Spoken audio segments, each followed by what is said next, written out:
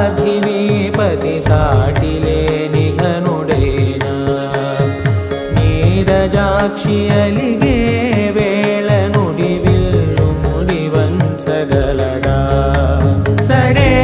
చాలు శత సైన్యాలు నడిపే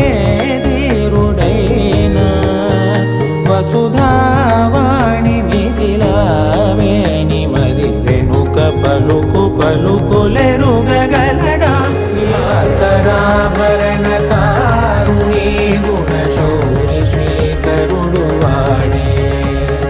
పవని సూనను శోకాన స్థిమితాన తానుండలేడే శరాఘాతమైన గాని కొనికే వాడుతాడే